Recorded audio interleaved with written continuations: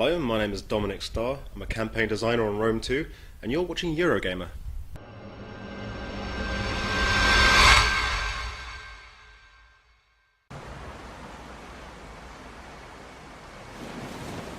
Hey all, Ian Higton from Eurogamer here with a little bonus Total War Rome 2 interview for all you Centurion-staffed gamers. Now, I tested my luck at the start of my interview with Dominic Starr, one of the campaign designers on the game, and tried to find out about any plans for a possible Total War Warhammer now that Sega had picked up the Warhammer license from THQ. I am not programmed to respond in that area. If that was to happen, do you think it would be a good fit? Well, they're both about war. They both involve lots of things killing each other, so... Fair enough, Dom. I'd like to think that Total War Warhammer would be pretty damn awesome though, so fingers crossed it's in the works already. Right, back to Total War Rome 2. Tell me, Dom, how has diplomacy been changed in Rome 2? Well, diplomacy, we've taken it ahead in that each faction now has a sort of an event log, a memory, if you will, of things that have been done to it by other factions, by the player. It remembers these things and uses these to inform its actions, to sort of construct its decision to kill you or take sides with you, trade with you.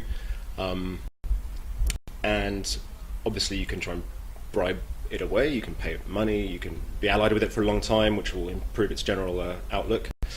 But if anything, if it thinks that anything you've done somehow interferes with its grand plan, it will obviously, it could well turn against you. Or in the last minute, it might beg for mercy.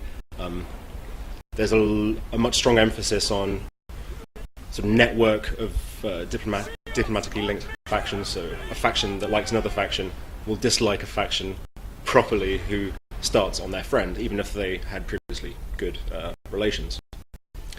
And so, we're hoping that this will mean a lot more, rich, varied, unpredictable AI, but at the same time not unpredictable as in illogical, a bit more interesting, realistic, let's say. Yeah, obviously we're not AI, we're not making the next robot or anything. No Skynet. No Skynet, not yet. Okay, and can you tell my viewers about the province system? So on account of the size of the map, what we've done to to ease control of these these regions is that several of them are bunched together into provinces. Now, each of these regions are individual capture points, much like a region or a province was in Shogun, or a region in Empire. But what the province does is it collates all the information, such as the public order, the wealth, the tax, all the data that is relevant to each of the regions is amassed into one place. You can assess it all at the same point without having to sort of shift between many panels. You get to look at the construction of all the regions simultaneously instead of having to, again, divert your attention between lots of small points. It's a way of bundling together masses of information so as to make it more accessible to the player. As someone who's spent a lot of time working on the game, what do you think is the best new feature for Rome 2? What do you think will get the die-hard fans really excited to play the game? I'm really looking forward to sort of the dynamism of the campaign map, the way it evolves from the start of the campaign to the end. You see cities visibly getting larger as provinces are developed. You'll see the trees will be removed, you'll see mines and villages popping up. It really feels alive and vibrant, and from one year to the next, it really feels like life is going on, as well as obviously you're going around stomping on your enemies, turning all their possessions into yours, changing the face of the world. That gets me excited. Awesome! And finally, Dom, how far would you go for Rome?